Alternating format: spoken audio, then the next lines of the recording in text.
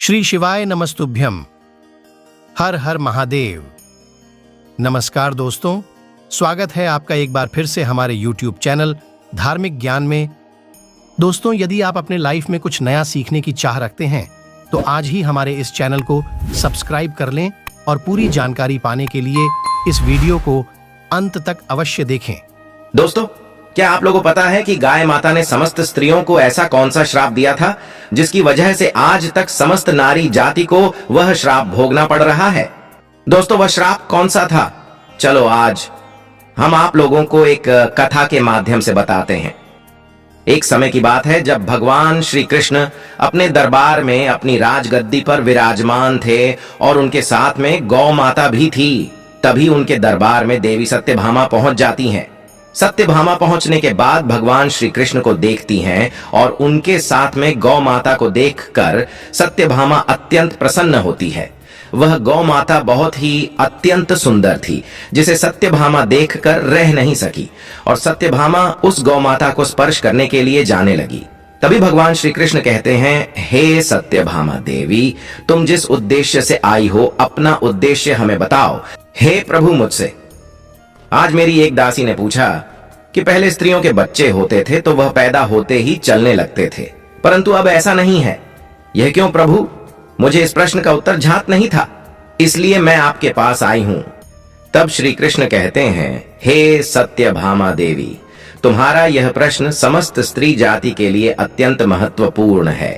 अगर तुम इस प्रश्न के उत्तर को जानना चाहती हो तो ठीक है, मैं तुम्हें एक कथा सुनाता हूं। तुमको इस कथा के माध्यम से पता चल जाएगा कि किस वजह से अब स्त्रियों का बच्चा पैदा होते ही चल नहीं पाता है। तब देवी सत्यभामा कहती हैं कि हे प्रभु, मैं इस कथा को मन और ध्यान लगाकर पूरा अवश्य सुनूंगी, कृपया आप कथा को सुनाइए। तब श्री कृष्ण कहते हैं कि हे सत्यभामा, एक नगर में एक रामू नाम का व्यक्ति रहता था। रामू एक स्वार्थी व्यक्ति था। रामू के पास में एक गाय थी, वह गाय दूध देती थी और वह रामू उस गाय को हरा भरा चारा खिलाकर उसका दूध निकाल करके उस दूध से व्यापार किया करता था। रामू गाय का दूध खुद भी पीता था और अपने परिवार वालों को भी पिलाता था। उस दूध की वजह से ही रामू अपने घर के खर्चे चलाया करता था। श्री कृष्ण कहते हैं कि हे सत्यभामा, धीरे धीरे रामू का समय इसी तरह से व्यतीत हो रहा था। कुछ दिनों बाद ही एक समय ऐसा आया कि जब रामू को गाय ने दूध देना बंद कर दिया। जैसे ही गाय ने दूध देना बंद कर दिया तो इधर रामू ने उस गाय को चारा भी डालना बंद कर दिया और एक दिन उस गाय को रामू ने बहुत मारा पीटा और उस रामू ने उस गाय को घर से ले जाकर जंगल में छोड़ दिया। अब वह गाय बेचारी अकेली पड़ गई। बेचारी गाय अकेली जंगल में इधर उधर घूमती फिरती रहती थी और एक दिन जंगल में बने एक मंदिर के पास में पहुंचती है और भगवान से विनती करती हुए कहती है, हे भगवान, मैं आपसे यह वंदना करती हूं कि हे प्रभु, आपने हमें गाय की योनि में डालकर कितना गलत काम किया है। श्री कृष्ण कहते हैं कि हे सत्यभामा, वह गाय कहती है, देखिए, जो आपकी 84 लाख योनियों में सर्वश्रेष्ठ योनि मानव की है, वह कितना पाप और कितना दुष्कर्म करता है। वह गाय आगे कहती है, जब तक मैं दूध देती रही तब तक उस व्यक्ति ने मुझे अपने घर पर रखा। जैसे ही मैंने दूध देना बंद कर दिया उसके बाद में उसने मुझे चारा भी डालना बंद कर दिया। इतना ही नहीं, उसने तो मुझे घर से बाहर ही निकाल दिया। अब मैं इधर उधर भटक रही हूँ। अब जंगल में चारा खा खा करके, जंगल में घास खा करके मैं अपने पेट को भरती हूँ। हे भगवान, आपने जो सर्वश्रेष्ठ योनि बनाई है प्रभु, यह तो कितनी स्वार्थी और लालची योनि है। श्री कृष्ण कहते हैं कि हे सत्यभामा, धीरे धीरे समय व्यतीत होता चला गया। गाय बेचारी दरबदर भटकती रही। जब भी वह गाय रामू के द्वार पर आ जाती है तो अब रामू लाठी लेकर के उस गाय को जंगल की तरफ, खेतों की तरफ भगा करके आता है। श्री कृष्ण कहते हैं कि हे सत्यभामा, धीरे धीरे जब वह गाय एक दिन गर्भवती हो जाती है तो अब जैसे ही 3-4 महीने का गर्भ हुआ है तो उसी जंगल से एक स्त्री गुजर रही थी। उस स्त्री ने जैसे ही उस गाय को देखा, उसने मन में सोचा कि यह गाय तो गर्भवती है। मैं एक काम करती हूँ, इस गाय को मैं पाल लेती हूँ। जब इसका बच्चा हो जाएगा तो यही गाय मुझे दूध देने लगेगी। तब मैं इसका दूध खुद पीऊंगी और साथ ही अपने परिवार वालों को भी पिलाऊंगी। वह स्त्री आगे कहती है कि इस गाय के दूध को मैं बेच करके खूब पैसा कमाऊंगी और मैं अमीर बन जाऊंगी। लेकिन दोस्तों, जैसे ही वह स्त्री उस गाय को पकड़ने के लिए अपने पति को बुलाने के लिए जाती है और जब तक उसका पति वहां पर आता है तब तक वह गाय वहां से चली जाती है।